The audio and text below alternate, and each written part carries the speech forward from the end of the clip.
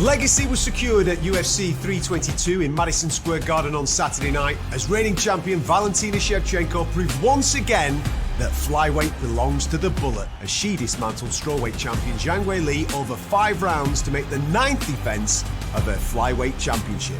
And at welterweight, Dagestani superstar Islam Makhachev was met with little resistance as he dominated Australian striker Jack Della Maddalena for 25 minutes to become the new UFC welterweight champion.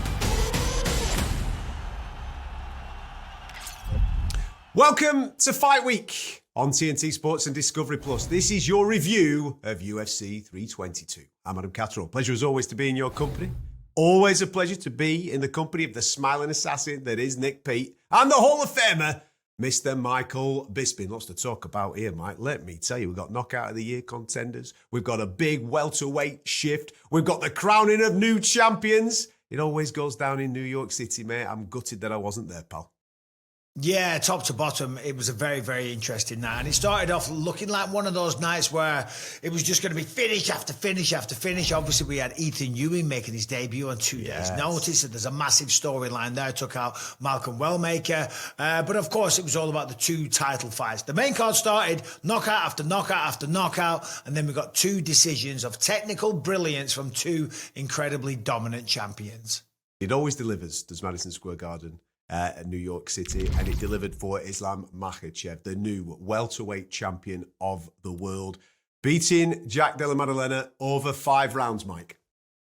Beat him soundly, beat him in style. It was one-way traffic. It was utter domination. Whatever you want to call it, it was a shutout. Islam Makhachev became the welterweight champion in one of the most one-sided performances you're likely to see. Jack Della Maddalena, we all knew, can he stop the takedown? The answer to that was no. And in fact, he didn't do very much. The longer the fight progressed, the easier the takedowns became and the less output Jack had on his side. You know, I really felt for him at one stage. He did a really good job of not quitting, of not giving up, because lesser men would have done so. Islam was just taking him down. He was ragdolling him. He was trying to finish the fight. I'll give him his credit there. He was trying to get the doors chokes, the rear nakeds. He was trying to get a straight arm lock, but Jack was defending very well and he didn't stop. Now, as the fight was going on, he was grimacing. He looked miserable as hell. He looked like he wanted to be anywhere else but in that octagon with Islam Makhachev. Islam Makhachev just dominated it, made it a miserable night for Jack Della Maddalena. We have a new welterweight champion of the world. And we're living in a very special era, aren't we, Nick? This guy is something else. Yeah, because he was utterly dominant down at lightweight and then he came up and this was supposed to be the test. It was supposed to be the fact that he's coming up 15 pounds and he's going to be facing bigger, stronger men. And would his skill set transfer up to the bigger weight division? And going in, a lot of people thought that Jack was going to cause him really problems. Certainly going to ask him a couple of questions, but he just made it look so easy. Islam was dialed in, absolutely. You could see in his eyes he took this so serious. He realised that this was such a big moment in his own fighting legacy, that what we got arguably the pound-for-pound best fighter on planet Earth, bringing his AAA game. And for that reason, I'm kind of like Mike. It got to a point in like round 3, and I'm starting to feel sorry for Jack. I'm like, imagine working your whole life to become UFC champion and then looking around and going, right, okay, who's next? And they go, well, we're just going to bring up the pound-for-pound best fighter on the planet from the weight division below for your first defence. That okay? It kind of felt like that in a moment. Islam was absolutely on point. And to be honest, by the time we got to round 5, they could have brought in the next contender in the division, and he'd probably done the same thing to him. The juicy thing about this, Mike, is that the mouth can now start watering about the possibility of what the next 12 to 24 months looks like in the welterweight division, because the whole landscape kind of shifted last night. I know we've got another one coming up this week out in Qatar with Ian Gary taking on Bilal Muhammad, but the runners and riders are all lining up, and Islam Makhachev could go on a legendary run here. Yeah, I mean, welterweight division, we've spoke about this a few times now. It's the new lightweight division. It is where all the best contenders are, top to bottom. The division is absolutely stacked. Yes, Ian Gary next week, he's got to get through Bilal Muhammad. And even if he does get through Bilal Muhammad, he has got to do it in style, because we'll get to the other 2 welterweight fights that happened on the card in a little bit, but they were ridiculously sensational knockouts. So they both stated the case. Right now, Islam Makhachev, yeah, listen, given the style, given what he did to Jack Della Maddalena, and given, let's be honest, what he does to everybody, I don't see why he wouldn't be able to do that at welterweight and go on some crazy run and defend about 3, 4, 5 times and potentially retire. Obviously, it's early days to be having those kind of conversations, but certainly the potential is there. He's joined that elusive 2-weight champion club. He's the 11th member. Nobody has dominated in 2 weight divisions. People have gone in, won a belt, kept it for... Nobody's dominated. Islam could dominate at welterweight, and then he enters the GOAT debate. Very similar tale in the core main event. Before we get on to all these knockouts, Mike, dominance from Valentina Shevchenko. We thought it might be a little bit more even, this one, but it just goes to prove that there are weight divisions for a reason. Weili just outsized and outclassed by the Bullet. Yeah, everybody loves Zhang Weili, but it wasn't her night. Simple as that. She was the shorter person. You could clearly see that. And because of that, she was out of range. When she was throwing her strikes, as I said, she was like a few inches away. She couldn't connect. So then what was she forced to do? She was forced to rush at Valentina to try and close the distance, to try and engage in a clinch situation. Well, when she rushed forward, she ate a knee to the midsection. When she rushed forward, she ate a crack to the face, whether it was a left or a right or whatever the case may be. And then when she did finally managed to clinch and get her up against the fence, Shevchenko would throw her on her head. She would take her down. She would trip her. She would hip throw. She was just dominant in every fashion. Zhang Weili looked a little bit lacking. She didn't really know what to do. She was outstruck. She was out-wrestled. She was out-grappled on the mat. It was a dominant performance from Valentina Shevchenko. What she's achieved in her career truly is spectacular. And again, right, if you're going to talk about the boring style of fight in the main event, you can say the same thing in the co-main event. Don't tell me Shevchenko wasn't trying to finish that fight. She was the whole time. It was a great performance. Zhang Weili's a great champion, and I look forward to seeing what's next from her. When we talk about Valentina Shevchenko, again, we talk about Islam moving towards GOAT status. Valentina's in the conversation as well. Her record is absolutely phenomenal. She's biting at the heels of John Jones for the most championship octagon time out there. What is it now? 13 consecutive UFC title fights since 2017. 9 title defenses. This is legendary stuff. This is incredible. Mike knows as well as anyone. Winning that belt is hard enough. Defending it is even worse because you have got the ultimate target on your back, and to spend 8 years as the queen of this division is just a complete measure of who she is as a competitor and a martial artist. She is absolutely an all-time great, and on Saturday night she's currently ranked number 1 pound for pound. The number 2 pound for pound girl couldn't lay a glove on her. She's phenomenal. Her situation, Mike's a little bit different than that main event, isn't it? Because we could sit here all day and maybe wax lyrical about what could come next for Islam Makhachev, and there's mouth-watering fights there. From a Valentina point of view, she's wiped the division out. She's now taken on, as Nick's just said, the pound-for-pound number 2 from the weight division below. Wiped her out. Okay, Natalia Silva was there last night. Maybe that's an option. I know that she mentioned Kayla Harrison's name, and she mentioned Erin Blanchfield's name, who was also on this card. She's running out of opponents, isn't she? Which is a great problem to have. It really is. If you're Valentina Shevchenko and you're 37 years old, she's no spring chicken, and I mean that respectfully.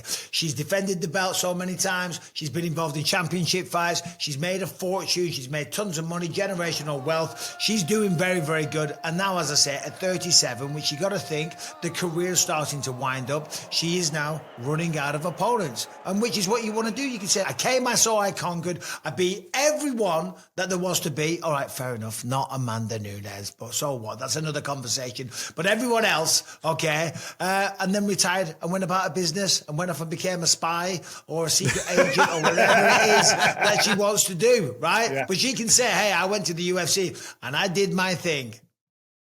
Yeah, it's going to be interesting to see how this story continues to play out, because from that Octagon interview, she ain't for giving up anytime soon, man. No. This is her life, isn't it, Nick? It was quite surprising to hear her talk about other women in her weight division, because for me, there's just one fight left. There's just one fight I need to see her in, and that's Amanda Nunes Part 3. Or if Amanda Nunes comes back and faces Kayla Harrison, which is the rumoured fight there, the winner of that fight, just to have one last crack herself at adding a second belt. At the moment, you can't dispute Amanda Nunes is the GOAT, the greatest women's fighter of all time in MMA.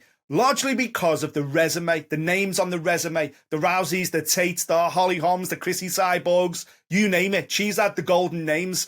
Valentina hasn't done that, but what she has done is cleared out a division consistently over an 8-year period. There's got to be stock in that as well. The amount of championship time she's had in there. I think for me, that would be the perfect swan song. The winner of Harrison versus Nunes, ride off into the sunset, cruise into the Hall of Fame. She is a superstar.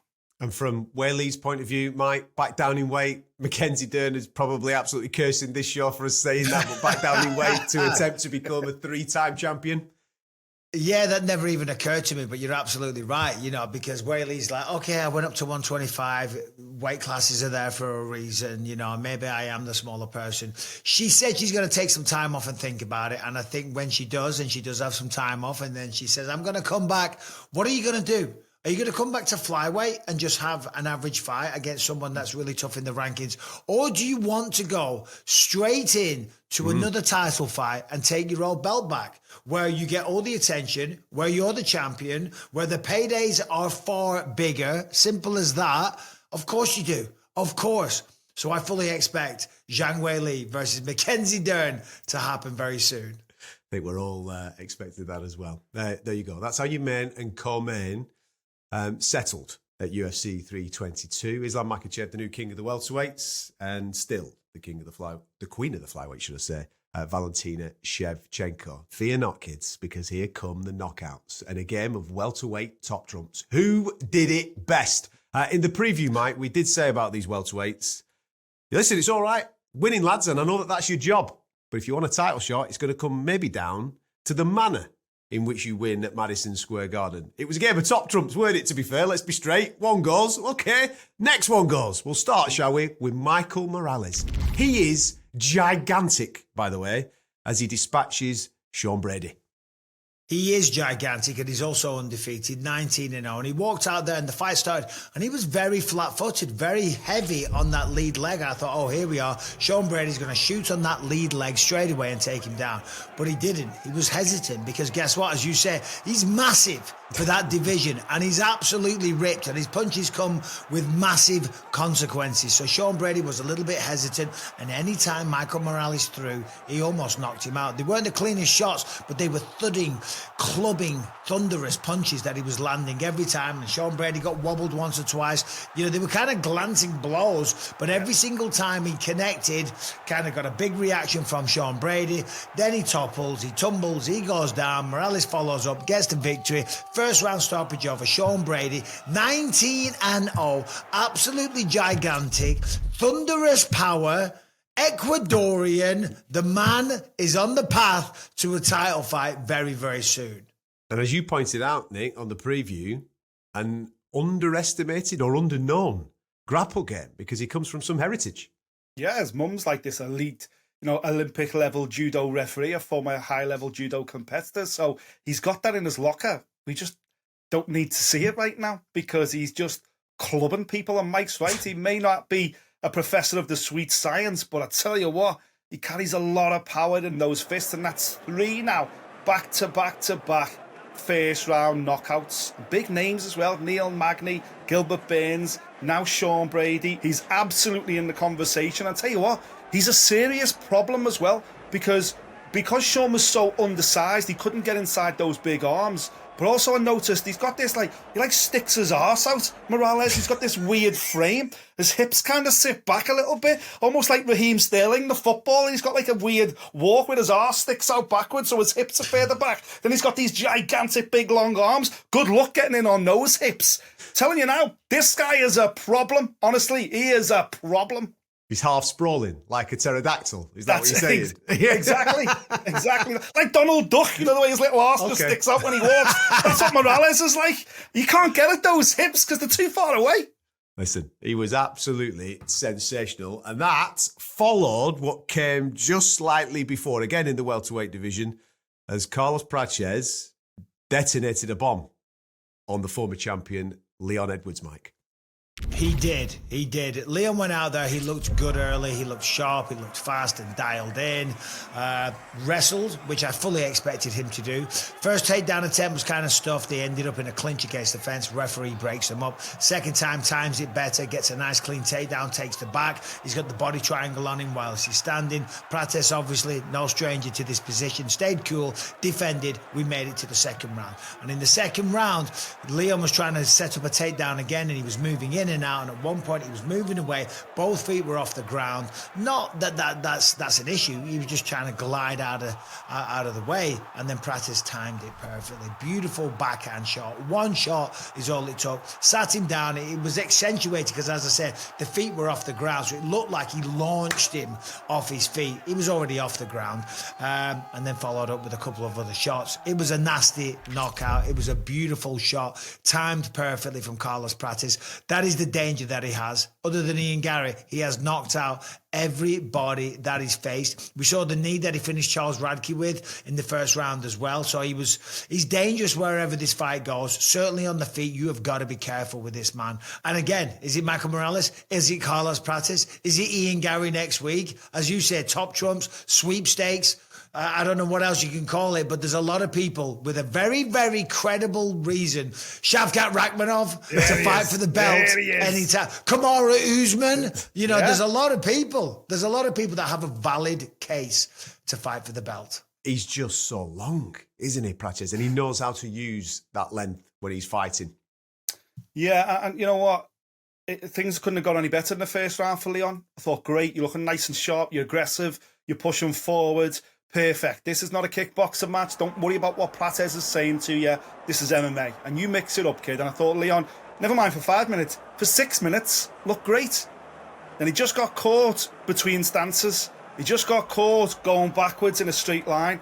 He just switched off for a second. And that reach that Prates has got, I think Leon must have thought, I'm out of range here. I'm just going to change. I'm just slipping my stance while I'm out of range.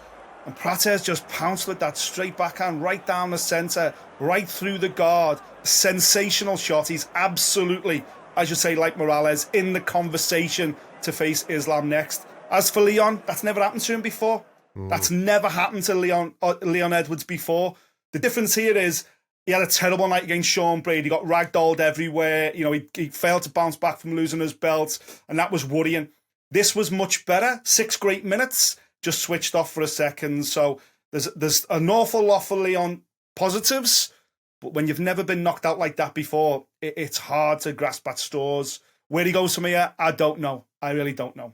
Time could be a great healer. A little bit of time off, bit of rest, bit of recuperation. Let's have a look how this landscape. Hey, it worked for his old mate Kamaru Usman. You know, there's your inspiration right there. One man that is absolutely getting himself back into the conversation at 155 delivered a 16-second knockout at MSG on Saturday night. Welcome back to the party, Benoit Saint-Denis. In Paris, he was absolutely sensational against Maurizio Ruffi, and he delivered once again, this time against Beneil Dariush, Mike. What a performance from this guy who had a tough year last year, but he's bounced right back. Yeah, listen, incredible way to start off the main card. Gone in 16 seconds was Beneil Dariush. I mean, he came out hot, looked really aggressive early, throws a low kick, we're like, whoa, almost drops Benoit Saint-Denis, takes him clean off the feet. And then that's it, essentially. They came up close, I forget who it was. Somebody threw a knee, and then Benoit Saint-Denis just threw a massive looping left hook, catches him right on the ear or the temple. And that was that. It was over. 16 seconds. They showed the replay on the UFC. I was like, just show the entire fight again. Yeah. You might as well. 16 seconds. I felt for Beneil Dariush. He's a great fighter. Sometimes when you engage like that, that's the way it happens, that's the dice that was rolled. It was a beautiful shot. It was timed perfectly. It landed flush. There was massive power. Benoit Saint-Denis signaling for a belt as well, giving it this. We saw that a few times. I don't know. Let's have the same conversation we just had about welterweight, about lightweight. We could go on all damn day. Listen, Benoit 3-0. Unreal stuff. Beat Maurizio Ruffi, first person to do that. Beat Kyle Prepolek by knockout, and then just knocked out Beneil Dariush. Amazing. Yeah. Listen, if you're watching this and you've never been to UFC Paris, I know we're a long way off, a good 9-10 months away from that for next year. And hopefully he's had a couple of fights in the build-up to it, but it could be an absolute blockbuster for Benoit Saint-Denis, UFC Paris. Book your tickets now. He has to be on that card next year, doesn't he, Nick?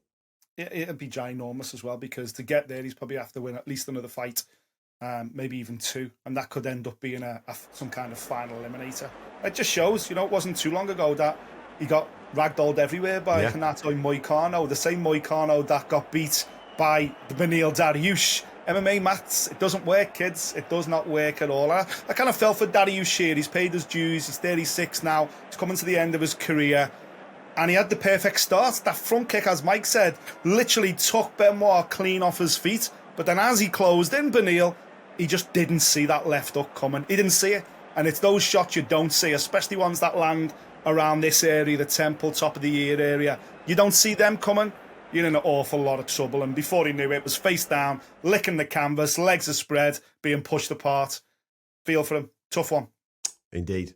Prelims delivered as well. Who'd have thought it, Mike? Bo Nickal's a kickboxer now. Hey, what a knockout.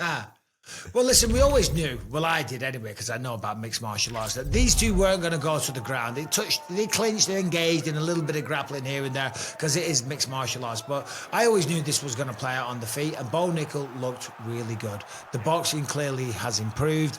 Nice jab work, good footwork, beautiful 1-2s, in and out movement, and then, of course, punctuates it with a ridiculous head kick knockout in the 3rd round. And that had to feel good. Not only to knock him out, but to jump on top of the cage, give the whole crowd the finger, because we all know how fickle MMA fans can be.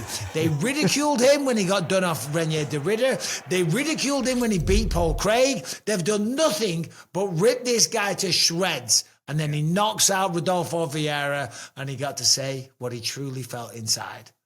He went full Bisping is what he did. Yeah, fair play. No, but he didn't. He blew it on the microphone. Yes, in my opinion.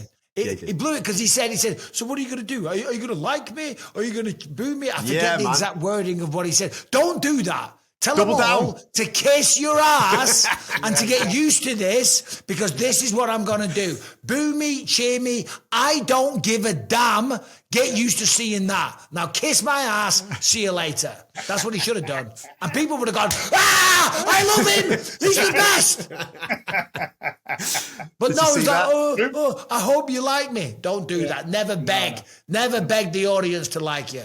Yeah, exactly. Now, that's not the end of us for this week. No, the lads are getting on a plane and we're heading back to the Middle East, because this week the UFC touches down in Qatar. That main event of Arman Sarukian and Dan Hooker. We're going to be bringing you a preview from Qatar, Doha, Qatar, a little later on this week. So make sure you're right across everything that we do here at TNT Sports and Discovery Plus. And of course, we'll be bringing you the co-main of Bilal Muhammad and Ian Gary as well. And Nick will give you an insight on a couple of Scousers making their debuts. Shamrock and Luke Riley coming to the UFC. All good to see. There you have it. Valentina Shevchenko proves once again why she is the female pound-for-pound #1, shutting down former strawweight champ Zhang Weili over 25 minutes to defend her belt. And Islam Makhachev achieves greatness in New York, dominating Australian Jack Della Maddalena to capture another UFC title and begin his welterweight title reign. See you next time.